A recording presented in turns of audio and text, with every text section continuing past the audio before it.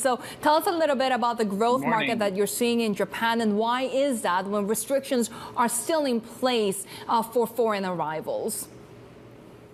Well, Japan is a very important market for us. Just one quick correction, we're at 350 Vista aircraft, not 85. So we expanded a lot over the last couple of years. But Asia is a super important market. It's being reached from Europe, from the Middle East, and from America. And Japan is obviously at the center of the activity right now, with China being more closed than Japan. But we see things opening up.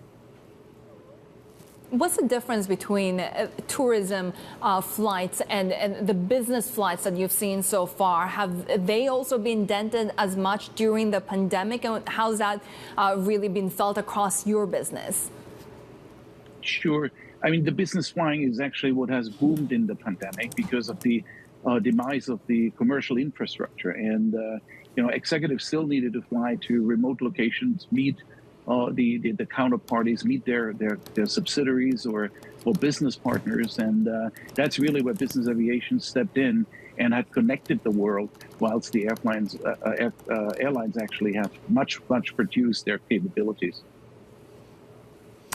Well, regular business class fares are coming back. They're still very, very high, though. Do you find some of your customers are saying, well, a business class ticket is so expensive, I may as well just take a private jet? Well, if you take this plane, for example, the Global 7500 from Bombardier, it's 15 people. So if you put that kind of a number of people into the aircraft, then you get to very, very close similar numbers in terms of total cost of the trip. But it's the extra flexibility and actually the safety to be shielded from all those touch points for COVID that the private jet industry has commissioned, and actually found that there is approximately 20 touch points versus 700 in commercial aviation. So a much safer way to travel. Things are changing, though, and perhaps changing back to the way they were. Commercial airlines are ramping up capacity and will continue to do so. The threat of COVID is receding. Do you consider these to be threats to your business, and how are you pivoting? Well, Vista was always about being an alternative for business aircraft ownership. There are 23,000 corporate jets in the world, and we're replacing those corporate jets. The average utilization is only 250 hours per year.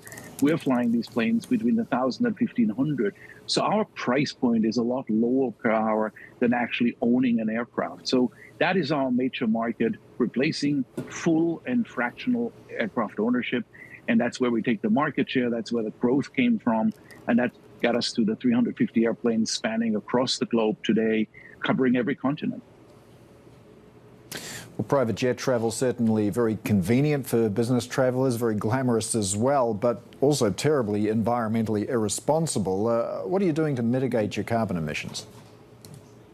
Sure. I mean, business aviation represents 2% of the total aviation pollution. Vista is committed in 2021 to be carbon neutral by 2025. Extremely aggressive goal, 25 years ahead of the industry.